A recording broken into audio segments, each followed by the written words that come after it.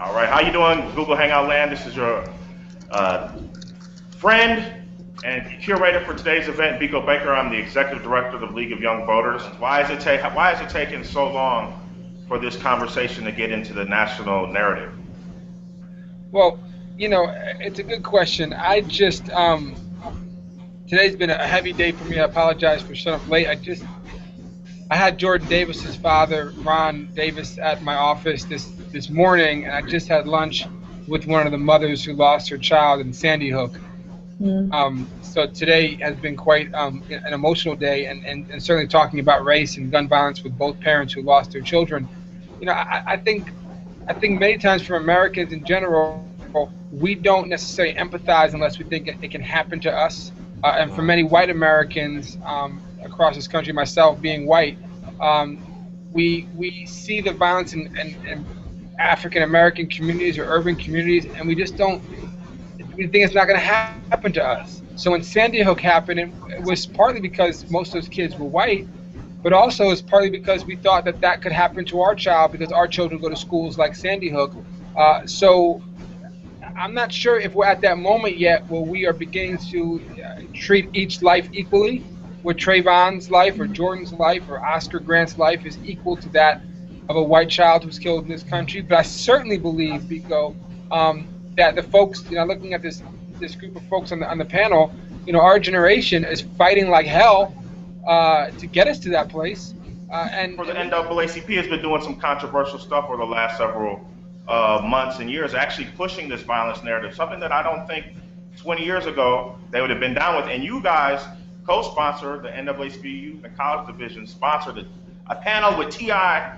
and Snoop. That would have definitely not happened 20 years ago. Why are you in the guns conversation?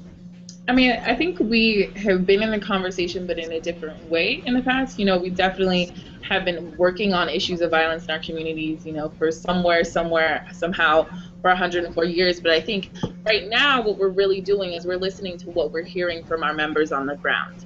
You know, we're hearing that these are issues that we have to talk about now, that we have to address now, you know, which is, you know, why under our youth and college program with our director, Sammy Dow, you know, we literally had a mass meeting at our convention because our young people were like, we are stopped in our tracks right now. We feel this more than anything, and we have to have a conversation about how we heal, but also how do we move forward work in our community. So we're listening to our people. We're, you know, doing work around the Trayvon Laws work, you know, really looking at how do we repeal stand your ground? How do we really have conversations about stop and frisk? How do we make sure that we have community-based solutions? You know, how are we shifting images in the media? But we're all really just taking the lead from our young people on the ground. You know, we're letting them take the lead to set the direction, set the vision, set the plan on what they think makes the most sense. I want Jamira, you have a very personal story. Could you tell us a little bit about your violent story and how you pushed past that and now currently representing the nation in Russia right now? Well, I think for me, and what I've noticed with a lot of people who get involved with gun violent or nonviolent initiatives is that they themselves have experienced it personally, whether losing a loved one or watching someone in their community lose their life to the barrel of a gun. And so I myself in 2005 lost a brother who was 20 years old at the time. And I think for me, that really brought home the fact that violence wasn't just something that was happening outside of my community or happening to people that looked like me. It was also happening to people I knew.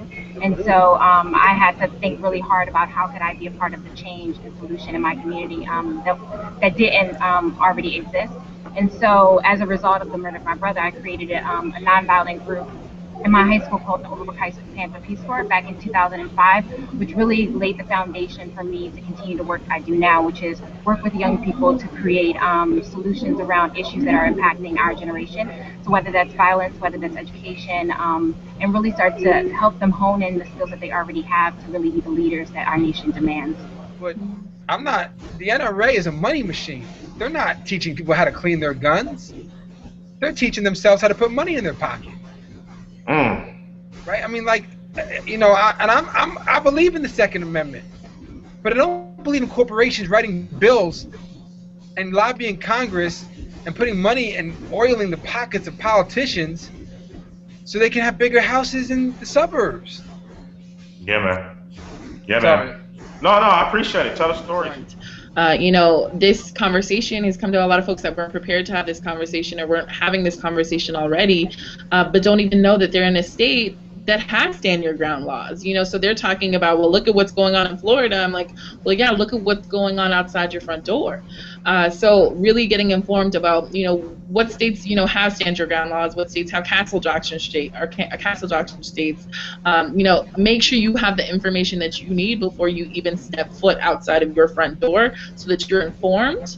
And you know what to do if you find yourself in a situation that you do not would like to be in. I think the other thing is just to connect to other folks on the ground. There is an infrastructure, whatever city you find yourself in. There is an infrastructure within a local organization, with an NAACP unit or chapter on the ground that's having these conversations, that's coordinating forums, that is creating local policy solutions. I think, and I'll speak again as a journalist, I think responsible journalism is really important, because with some of our storylines, we could be feeding the stereotypes and feeding the frenzy that kinds of fuels a lot of this stuff. I think it's important to have more diverse newsrooms, so that these stories are getting covered naturally. You know, not necessarily saying that, you know, a white reporter couldn't cover, you know, an important story in the community, but sometimes you need to be at the table to have that third eye open, saying, wait a second, this is important because, you know, I live in this community, or my family lives in that community. And I think, again, as Simon said, we have to be relentless in covering these stories that are important, that the people are wanting, and that people are involved, and the communities are coming out in mass. Going back earlier, talking about these petitions, even though George Zimmerman was acquitted, the momentum that surrounded the early days of the Trayvon Martin case, look what happened with Alec. Because of those petitions and everyone rallying, all Kraft macaroni, Coke, everyone's pulling out. It had some impact. In many ways, America was founded on a history of violence against people of color.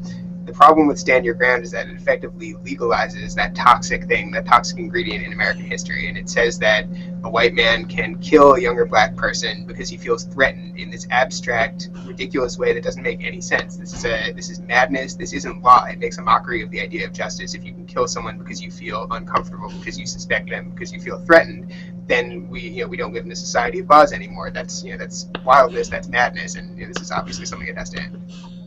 Yeah, man, we got to end it. And